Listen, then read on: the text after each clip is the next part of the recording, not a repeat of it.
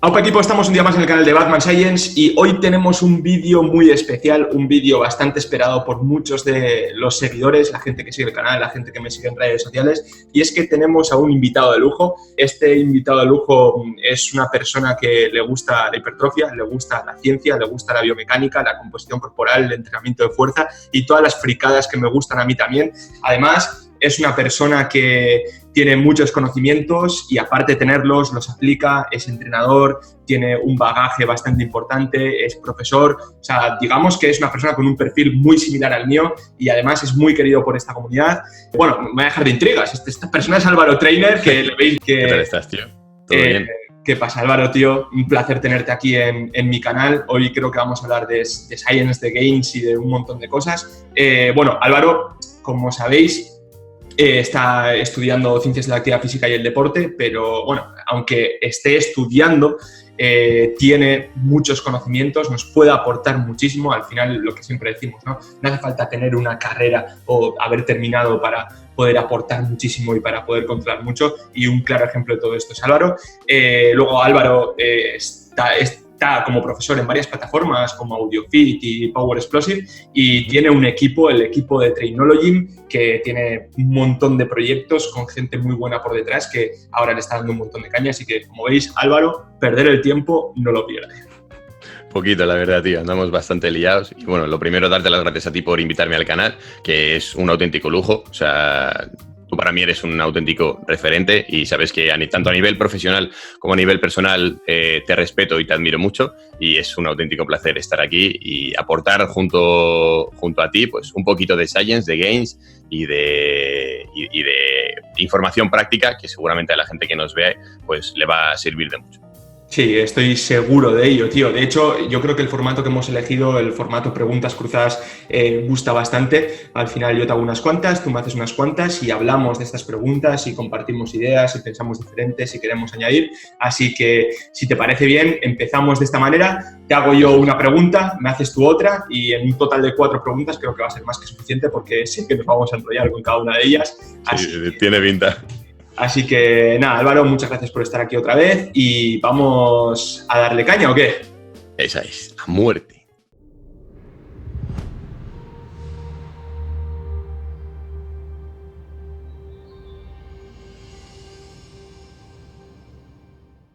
Venga, primera pregunta de todas. Y esta pregunta está relacionada con los ejercicios monoarticulares, multiarticulares, hipertrofia. Hemos visto en tus posts, que si la gente todavía no los ha visto, voy a dejar el Instagram aquí abajo, el Instagram del trainer, para que eche un vistazo, porque la verdad es que son posts muy buenos.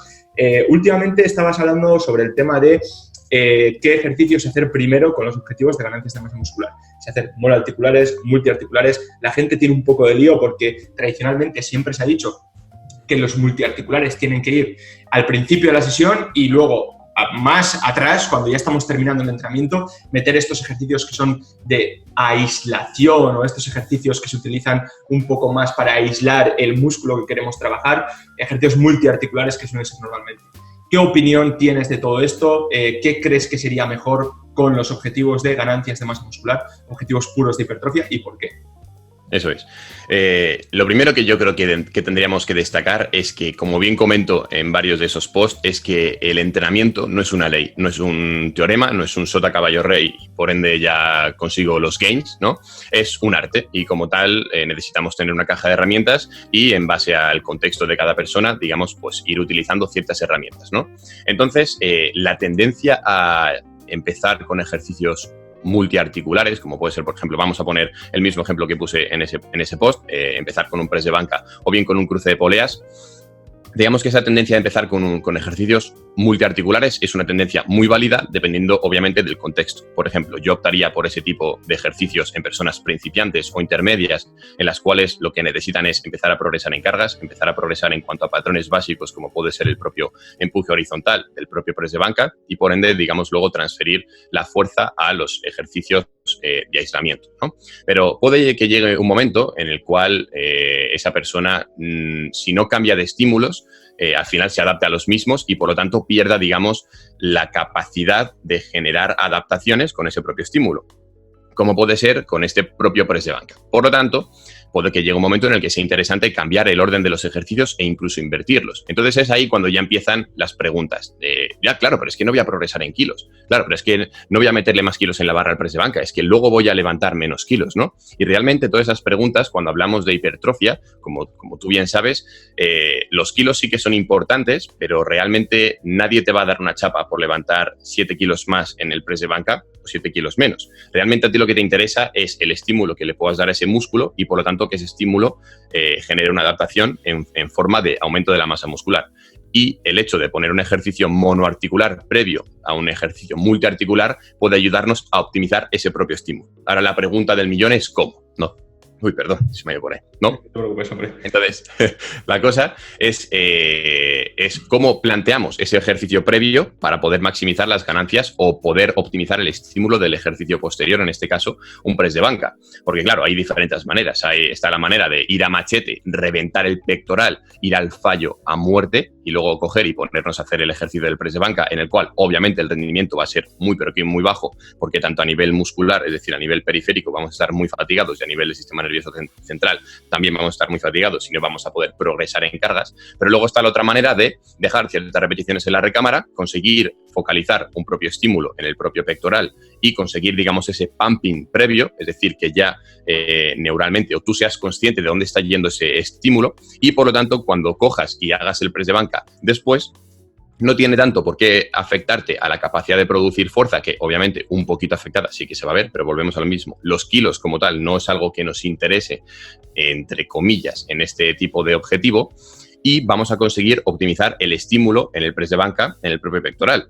Porque cuántas veces, y seguramente mucha de la gente que nos esté viendo ahora mismo, cuando hace press de banca, termina el ejercicio y no siente el pectoral. Si realmente no sientes el músculo cuando estás haciendo el ejercicio, no tiene sentido que utilices ese ejercicio para trabajar ese músculo, ¿no? Porque es decir, vamos a cuantificar las series del press de banca. No, estas van al pectoral. Vale, van al pectoral siempre y cuando sientas el pectoral y notes que ese estímulo se está localizando en el pectoral. Si no sientes el pectoral, ¿dónde encasillas esa serie, ¿no? Entonces, yo creo que es una buena herramienta, llegado a cierto nivel de entrenamiento por una persona intermedia o avanzada que quiera, digamos, cambiar de estímulos de vez en cuando y que, por ende, puede utilizarla. De hecho, decir que todo lo que comentas estoy 100% de acuerdo. Hay una revisión narrativa que estaba Brad Schoenfeld como colaborador, creo que está Joao Núñez como primer autor. Me acuerdo muy bien de esta revisión porque me acuerdo que vi en el perfil de Instagram del chico de un brasileño que está publicando bastante, que hablaba, o sea, que acaba de subir que les habían aceptado el paper, entonces le pedí el paper directamente, me lo mandó en Word, o sea, imagínate que todavía no estaba publicado, sino que lo acaban de aceptar. Y básicamente en esta revisión lo que veíamos, se hablaba del trabajo prefatiga.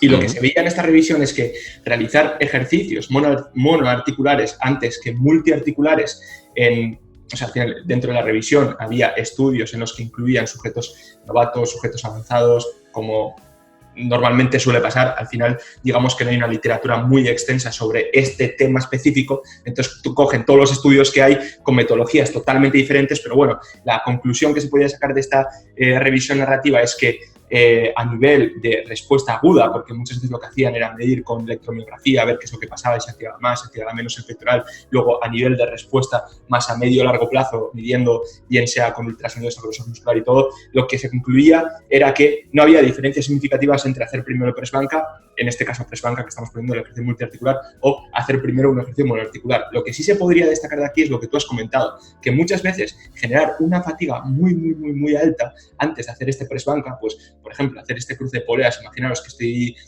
yendo al fallo, encima me hago 3 series de unas 15 repeticiones donde el estrés metabólico puede ser muy alto, el pump es ultra brutal, esto nos puede generar una fatiga central y luego no vamos a rendir bien en el press banca, no vamos a sentir bien, que es un poco el objetivo que tenemos, no sentir bien respecto al press banca, pero dejando unas cuantas repeticiones en recámara sin tener que llegar al fallo muscular, podemos hacer que estas series sean efectivas, que estas series nos cuenten y que además mejoremos el estímulo en el pectoral, que es lo que nos interesa. Entonces, básicamente estoy diciendo lo que tú has dicho, añadiendo lo de esta revisión. O sea que yo creo que incluso en personas novatas o que les cuesta sentir ese pectoral, meter ejercicios analíticos previos puede ser también interesante. O sea que tampoco tenemos que esperar a ser avanzados para realizar esto. sí que es verdad que por norma general, lo que decías, nos interesa mejorar el patrón de movimiento y un montón de cosas más, pero queremos sentir el pectoral. Y luego también añadiría que personas que puedan llegar a tener alguna lesión, alguna molestia que pueda verse agravada cuando estamos levantando cargas muy altas, el realizar este tipo de ejercicios previos nos va a hacer que necesitemos menos carga para poder llegar a ese estímulo, es también muy positivo, porque no tenemos que meter cargas más altas para poder llegar a ese mismo estímulo. Entonces, puede ser otro de los escenarios donde esto puede llegar a ser muy interesante. Eso es, estoy al 300% contigo. Entonces, pues bueno, finalmente, para la gente, pues que meter ejercicios monoarticulares antes que multiarticulares puede ser válido y puede ser súper interesante, y que no nos cerremos a que tenemos que seguir un sota caballo rey o un ABC, sino que se pueden hacer 1000 combinaciones y podemos llegar a conseguir estímulos de la hostia haciendo esto de esta manera. Completamente, estoy al 300%. ¿Le metemos a la siguiente?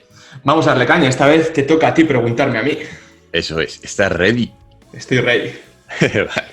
Vale, pues la pregunta que ha salido, digamos, en la publicación de Instagram y que también hemos llevado a cabo ha sido la siguiente. Y es, ¿qué opinas sobre aquellos movimientos en cuanto a entrenamiento que se centran en progresar en cargas con intensidades muy altas? Por ejemplo, véase el movimiento de power building, en los cuales lo que se centran es, digamos, coger intensidades muy altas e intentar optimizar las ganancias de muscular en base a ese tipo de intensidades, junto con cierta parte del entrenamiento de hipertrofia. Entonces, ¿qué opinas sobre este tipo de movimientos? Vale, esta es una pregunta que nos daría para muchísimo, pero voy a empezar a opinar sobre este tipo de movimientos y luego voy a dar mis argumentos de por qué creo que puede estar bien o no puede estar tan bien. Bueno, mi opinión al respecto es que es un movimiento interesante para aquellas personas que se quieren ver grandes, estéticas, y al mismo tiempo lo que les motiva es entrenar pesado. Al final yo creo que este movimiento ha surgido de esa necesidad, de la necesidad de estas personas, porque nosotros sabemos que el powerlifting dio un boom hace unos cuantos años, y la mayoría de personas que se metió al powerlifting empezó en el gimnasio con objetivos de verse más grande, con objetivos puramente estéticos. Y se metieron al powerlifting bien sea porque les motivaba más este tipo de entrenamiento, porque se sentían más competentes, o porque estaban frustrados con el otro tipo de entrenamiento o no consiguen sus resultados, o cualquier historia. Pues bueno, de aquí ha nacido un movimiento para todas estas personas, porque luego también hay otras personas que se metieron a powerlifting porque les gustaba esa disciplina y porque querían powerlifting y powerlifting a muerte. Pero estas otras personas que se metieron con este objetivo estético, al final aquí han encontrado una salida perfecta para poder entrenar, en cierto modo, como los powerlifters, te lo pongo entre comillas, porque cómo entrena un powerlifter, este es otro debate, ¿no? Entrenar levantando pesado y tener objetivos y resultados estéticos. Entonces, este movimiento me parece maravilloso para este tipo de personas, porque les motiva, porque hacen que vayan al gimnasio y que den el 100% en cada uno de los entrenamientos, que se motivan diciendo, hoy me toca levantar no sé cuánto en sentadilla o en press banca o en peso muerto, estoy progresando en peso muerto un montón, y esto les va a motivar, les va a generar una adherencia que antes no tenían seguramente el entrenamiento. Aparte, va a hacer que den el 100% tanto en esos movimientos como en el resto de movimientos, y el resultado va a ser que van a ganar masa muscular y van a estar muy fuertes. Al final no podemos excluir estas dos cosas, ¿no? De hecho, tiene una relación bastante interesante el mover kilos en estos ejercicios. Las ganancias de masa muscular, al final sabemos que hay una relación bidireccional, ¿no? En el que más masa muscular te va a ayudar a levantar más pesado, y levantar más pesado en ciertos puntos, no estoy 100% de acuerdo con esto, pero en ciertos puntos te puede llegar a ayudar para ganar más masa muscular. Entonces, al haber una relación bidireccional, pues puede ser algo que te ayude con estos objetivos. Luego también es importante decir que si tu objetivo es puramente estético y quieres ser el más grande, el más seco y quieres competir en culturismo, seguramente un entrenamiento del estilo power building no sea el mejor. Por otro lado, si lo que quieres es levantar muchos kilos, ser el mejor powerlifter del mundo, un entrenamiento tipo power building tampoco será el mejor. O sea, digamos que el principio de especificidad no está al 100% claro en esta disciplina, porque al final quieres dos cosas.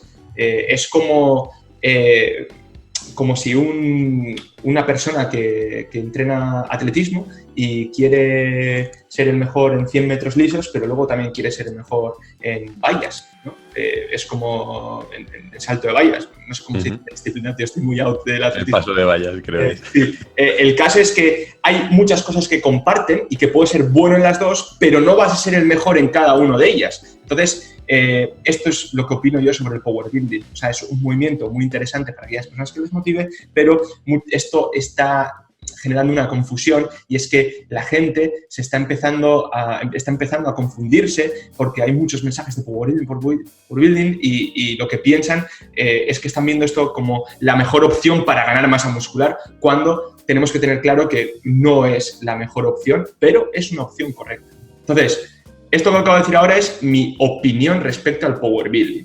Luego, en cuanto a qué opino yo del levantamiento de básicos, la progresión de cargas en básicos para amantes de masa muscular y todo, quiero aclarar varios conceptos. El primero de todos es que el vocabulario que se utiliza en el power building es como básicos y accesorios, como el vocabulario que se utiliza en powerlifting, ¿no? Estos son los ejercicios básicos y los siguientes son los accesorios. Y yo lo que me pregunto, si tu objetivo son las ganancias de masa muscular, ¿accesorios de qué? O sea, al final, cada ejercicio que haces en el entrenamiento es igual de importante. O sea, no podemos decir que el peso muerto es más importante que un cruce de poleas. No podemos decir que una sentadilla es más importante que una presa de piernas, que un curl femoral, que unas elevaciones de talones para gemelos, que unos encogimientos para trapecio. Al final lo que tenemos que entender que cuando nuestro objetivo es la hipertrofia, tenemos que entender por estímulos específicos que estamos dando. O sea, al final, hacer una progresión de cargas en peso muerto es muy importante, hacer una progresión de cargas en sentadillas es muy importante, pero también tienes que buscar una progresión en el curl de bíceps con polea que hagas, porque va a ser igual de importante. O sea, de hecho, seguramente hacer un curl de bíceps sea más específico que un peso muerto, para que el curl de bíceps te crezca el bíceps. Entonces, este vocabulario ya de primeras no me gusta, porque no es accesorio de nada. Un accesorio sería si es un trabajo accesorio para mejorar tu peso muerto, pero en el power building no estás haciendo trabajos accesorios para mejorar el peso muerto. En el power building lo que tienes que hacer son, o haces ejercicios básicos porque te gusta trabajarlos, pero luego vas a hacer una selección de ejercicios y vas a seleccionar los estímulos dependiendo de lo que quieras que te crezca. O sea, en el powerlifting, no power building, en el powerlifting tú vas a hacer la selección de ejercicios, vas a hacer la selección de estímulos para mejorar en los 3 básicos que son con los que vas a competir. En el culturismo, todos los ejercicios que vayas a elegir y que vayas a hacer tienen una razón para mejorar ese músculo que quieres hacer, que quieres que te crezca. Entonces, este es un poco el dilema, ¿no? Y lo que yo plantearía. Y luego, si quieres, doy más opiniones, pero quiero saber tu opinión al respecto.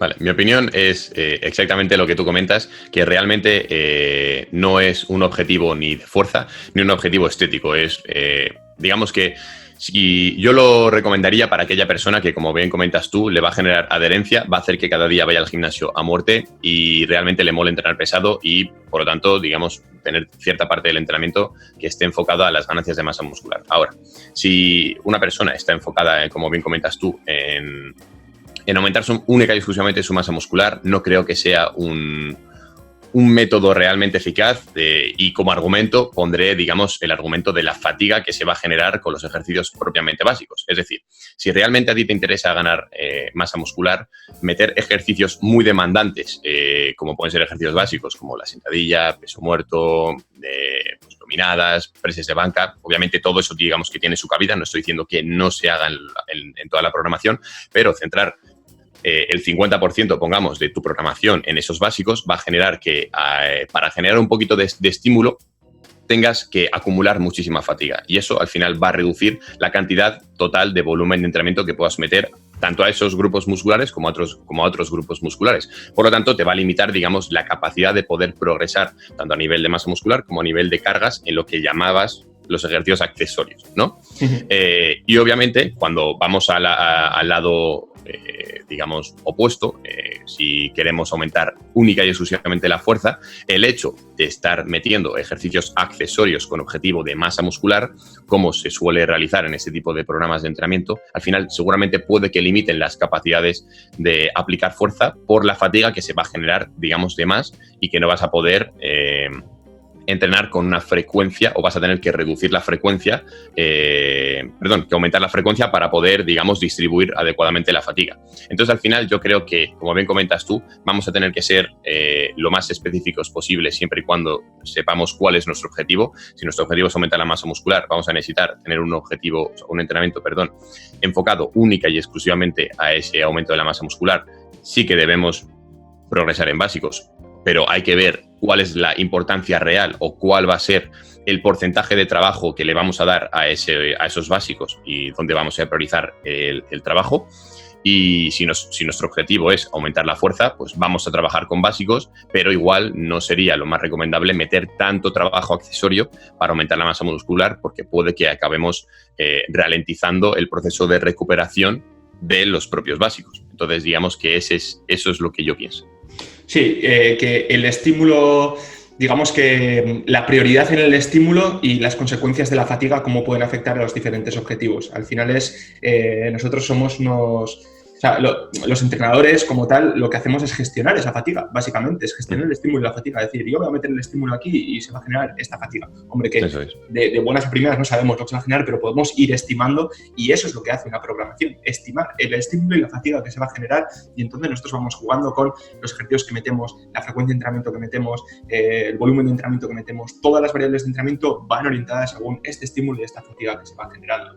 Y luego también, importante también añadir que al final el power building se basa en realizar este peso muerto, esta sentadilla y este press banca, pero que son 3 ejercicios que no son necesarios de cara a las ganancias de masa muscular, pero es que necesarios no son ninguno. O sea, nosotros podemos meter 1000 variantes, que puede que a una persona no le vaya bien hacer una sentadilla profunda, pues que no haga esa sentadilla profunda, porque puedes conseguir un estímulo muy alto haciendo otras variantes, otros ejercicios. De hecho, yo el peso muerto convencional llevo sin hacerlo muchísimo tiempo, y mucha gente dirá, pues porque eres un flaco, o porque no tienes fuerza, o porque...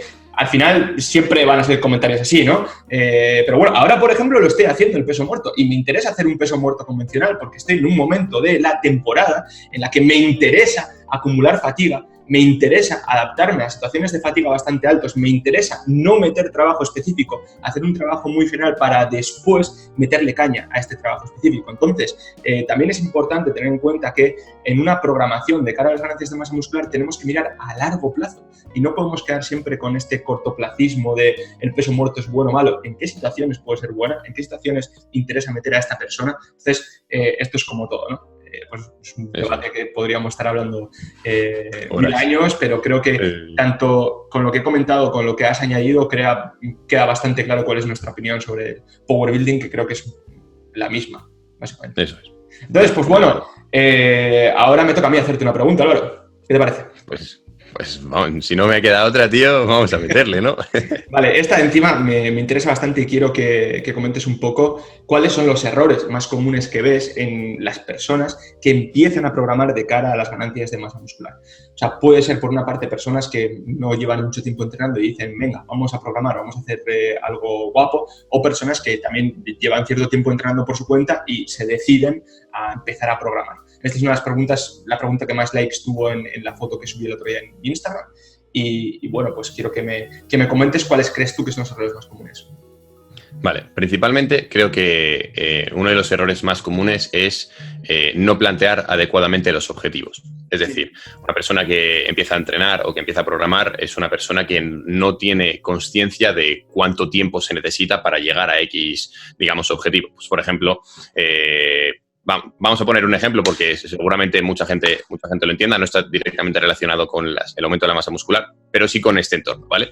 Por ejemplo, a la hora de empezar una definición en una competición, hay mucha gente que lo hace en 8 semanas, porque es normalmente lo que se ha dicho, ¿no? Es decir, ¿no? Las últimas 8, 12 semanas empiezas a bajar, cuando realmente igual necesitan 16 semanas para empezar a bajar y no tienen realmente la perspectiva necesaria como para saber cuánto tiempo se necesita para llegar a cada objetivo. Después de eso, después de entablar unos objetivos adecuados que sean realistas, que generen cierta motivación y que sean realmente alcanzables para no generar frustración en el contexto de esa persona y que, o sea, si ponemos que en un mes tengo que coger 8 kilos de masa muscular, pues no vas a volver a entrenar porque vas a ver que es imposible. Entonces, después de ello, lo que yo haría y algo que creo que no se tiene muy en cuenta es estudiar el propio contexto de la persona. Es decir, estamos acostumbrados a ver en redes sociales pues, a personajes como el Science y el Trainer entrenar, ¿no? Meterle caña, etcétera, etcétera. Y nosotros cogemos y ponemos cierta información. No, estoy haciendo esto, estoy haciendo esto. Entonces, hay mucha gente que igual puede pensar, joder, pues yo voy a hacer lo mismo, porque si estas personas están haciendo esto y entienden del entrenamiento, coño, es porque habrá que hacer esto. Pero lo que no entienden es que todas estas pautas o estos factores que nosotros manejamos se manejan en base a un contexto determinado. Puede ser que Eneco en un momento determinado esté en cierta parte, por eso ahora mismo incluye un peso muerto. Puede ser que yo ahora mismo estoy saliendo de un proceso de readaptación porque me operaron hace 3 meses de una hernia inguinal y seguramente si alguien entra en mi cuenta nuevo y no lo sabe, va a decir, bueno, pues yo voy a hacer esto, ya, pero es que mi contexto es completamente diferente al tuyo. Puede que yo esté en una situación de estrés determinada, por eso esté con muy bajo volumen de entrenamiento. Puede que tenga un déficit o un superávit X. Entonces, hay que entender primero cuál es el contexto en el que la persona se mueve para, una vez que entendemos ese contexto, empezar a individualizar. Porque si yo entreno 4 días, pero tú no tienes ni 1 hora a la semana para entrenar, no te plantees ni siquiera entrenar 4 días, ¿no? Y no te frustres por no poder entrenar 4 días. Es que claro, no es el mismo contexto, ¿no? Entonces, digamos que hay que empezar a ver un poquito lo que sería eso, el contexto en el que la persona se mueve. Y después, cuando empezamos si nos metemos en las propias variables del entrenamiento, sabemos que el volumen de entrenamiento es la variable principal que se tiene que manejar a la hora de aumentar la masa muscular, siempre y cuando se acompañe de una adecuada intensidad y de unos principios básicos de las demás variables que favorezcan ese aumento de la masa muscular. Y normalmente se suele sobreestimar la cantidad de volumen de entrenamiento que una persona puede tolerar. Por ejemplo, antes, Eneco y yo, antes de empezar preguntas cruzadas, estábamos comentando pues, aspectos de nuestra preparación. Estamos aquí los dos compartiendo Science, ¿no? Entonces yo le comentaba que ahora mismo, por ejemplo, estoy metiendo 4 series de bíceps y tengo agujetas, ¿vale? Y tardo en recuperarme aproximadamente 3 o 4 días de esas 4 series de bíceps. A cualquier persona eso le parecería una auténtica basura. Igual puede que hasta se sienta mal por hacer tan poco trabajo. Es decir, joder, es que en serio solo voy a hacer 4 series de bíceps a la semana, es que no tiene sentido. Coño, tendré que hacer 16, ¿no? Porque cuanto más haga, mejor. Entonces, realmente el concepto tiene que ser al revés. Es, si con menos puedes mejorar más, ¿qué necesidad tienes de hacer más? ¿No? Es decir, claro, si yo ahora mismo con 4 series estoy progresando, no tengo la necesidad de meter 8, porque el tiempo que pase desde las 4 a las 8 habré generado adaptaciones, por lo tanto, un proceso y, por lo tanto, digamos, aumento de la propia masa muscular. Entonces, yo cuanto más tiempo me pueda tirar metiendo 4 series y sintiendo agujetas, porque eso significa que ha habido un estímulo relativamente adecuado, que he sobrepasado el umbral mínimo para que se genere ese estímulo, coño, mucho mejor, ¿no? O sea, es un regalo, o sea, porque tengo que entrenar menos para progresar más. Es realmente una putada tener que meter 20 series al bíceps para generar un estímulo mínimo. Obviamente no van a ser 20 series, pero para empezar a progresar, o sea, vas a tener que cansarte una barbaridad para empezar a progresar un poquito. Entonces, digamos que eso, por ejemplo, en el podcast de Trainology, que hicimos un podcast Alex y yo, lo llamamos bajo volufobia. Es decir, la fobia que tiene la gente a hacer muy poco volumen de trabajo, ¿no? Como que se sienten mal. Entonces, realmente al principio solemos meter mucho más volumen realmente del que incluso toleramos. Es decir, por meter 10 series o 20 series de volumen de entrenamiento por cada grupo muscular, puede que esa persona que ahora mismo acaba de empezar a programar se esté limitando a largo plazo. Porque sí, puede que empieces con 10 series y igual tu máximo volumen recuperable ahora mismo está en 15. ¿Vale? Son datos aleatorios. Pero si hubieras empezado en 5, el tiempo que hubieras tardado en llegar hasta las 15 hubieras generado un progreso adecuado. Entonces, digamos que a la hora de programar ese tipo de variables, veo que suele ser un problema bastante grande, que la gente suele pasarse bastante de rosca y luego empiezan que si las molestias, que si no me recupero bien, que si realmente no estoy progresando, cuando realmente ahora que estás empezando a entrenar es cuando más deberías progresar. O sea, si acabas de empezar y llevas 3 meses y te has estancado, es que algo hay mal. O sea, si acabas de empezar a entrenar, hasta dentro de 2 años no deberías estancar. Nada, de hecho, esto que comentabas está relacionado con el quemar etapas. O sea, al final es como queremos correr tanto que estamos quemando etapas interesantes que nos van a hacer progresar un montón. O sea, por ejemplo, a mí últimamente me preguntan de que si este youtuber o este otro youtuber que entrenan siempre al fallo con un volumen de entrenamiento súper alto, que no sé qué, que no sé cuál, a ver qué opino, a ver qué me parece, a ver qué no sé qué. Muchas veces lo que digo, hostia, el tío está enorme, está entrenando así, y bueno, pues estará haciendo las cosas bien, pero seguramente si se hace de otra manera, puede que progrese mucho más. Y eso no lo vamos a saber, porque todo ese tiempo que ha tenido para intentar progresar, pues ya lo ha utilizado. Y al final, esto es como todo. Tú al final, si estás acostumbrando a tu cuerpo a entrenar con volúmenes de entrenamiento tan altos, vas a necesitar estímulos cada vez más altos para seguir progresando. Y va a llegar un punto en que ya no vas a progresar más y vas a tener que perder tiempo para desensibilizarte a todo este volumen de entrenamiento que has hecho, para volver a empezar de cero y para empezar a progresar otra vez. El cuerpo se adapta a lo que le tires. Entonces, si tú ahora estás súper sensible a los estímulos, no necesitas meter un volumen de entrenamiento bestial, o sea, es que no lo necesitas. Entonces, aplicar un poco la cabeza para seguir progresando.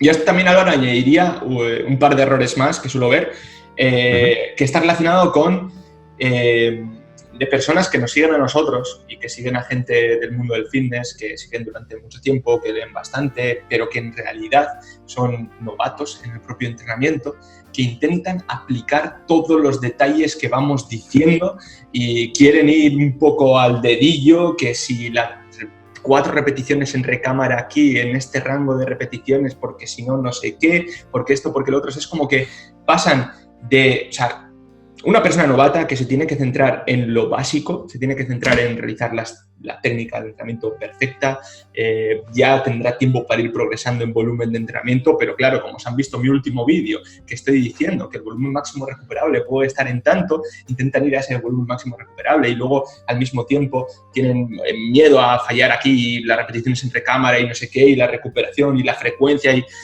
estamos, o sea, estas personas están con muchísima información en la cabeza y luego a la hora de aplicar todo se complican en exceso, cuando las cosas más simples y más básicas para empezar van más que suficiente. O sea, no te centres tanto en si tengo que dejar 3 o 2 en recámara. Céntrate en, bueno, no voy a llegar a fallar, pero me va a costar.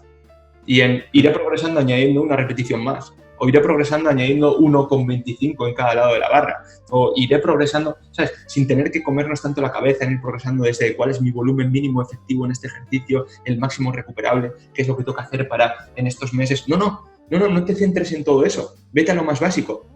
Haz los ejercicios con buena técnica, siente bien el músculo que estás trabajando, come bien, descansa bien, apunta lo que estás haciendo, vete progresando y luego ya tendrás tiempo para ir implementando y añadiendo detalles y cosas. Es como yo me atribuyo un poco la culpa a todo esto, de que al final hago un vídeo, te digo los mejores ejercicios para el bíceps y para esta cabeza y la mano y hacer una supinación y no sé qué y no sé cuál, y la gente se está volviendo loca con eso, pero tú haciendo un curl de bíceps con barra recta y progresando en cargas y progresando en repeticiones y centrándote en eso, ya te va a crecer el brazo. O sea, al final, el máximo potencial de desarrollo que podemos conseguir no lo vamos a conseguir hasta que pase mucho tiempo. Y haciendo las cosas más básicas y progresando, vamos a conseguir un porcentaje muy alto del máximo potencial que tenemos. Sí. Que luego ya hay tiempo para añadir esos detalles. Que muchas veces nos comemos la cabeza demasiado con estos detalles cuando añadiendo lo básico vas a crecer un montón.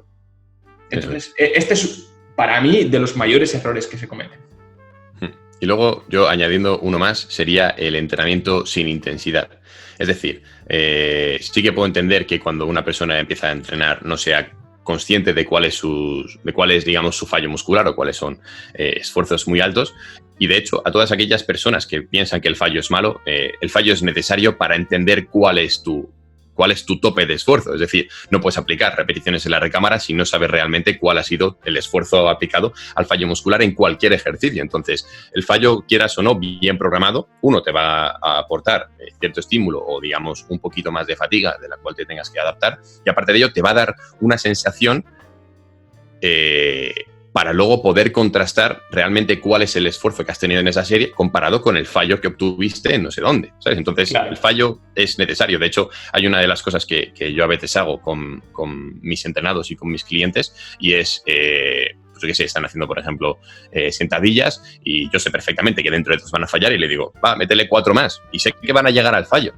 Obviamente lo hago con aquellas personas que técnicamente sé que dominan ese ejercicio, pero necesitan llegar al fallo. O sea, si no saben cuál es la sensación de llegar al fallo muscular, no pueden ser conscientes de cuántas repeticiones le quedan, se están dejando en recámara. Y otra cosa es aquellas personas que realmente dicen, no, me he dejado 2 repeticiones en recámara y realmente le quedaban 8. Entonces, al final, es necesario, digamos, hacer un proceso de autodescubrimiento con aquellos ejercicios en los que, bueno, no te estoy diciendo que ahora mismo vayas al fallo en todo, sino que, oye, pues en este mes voy a intentar hacer una progresión de cargas en la que en este y en la 4ª semana llegue al fallo para ver cuál es el esfuerzo. Y luego, a partir de ahí, ya sí eso empieza a trabajar con repeticiones en la recámara.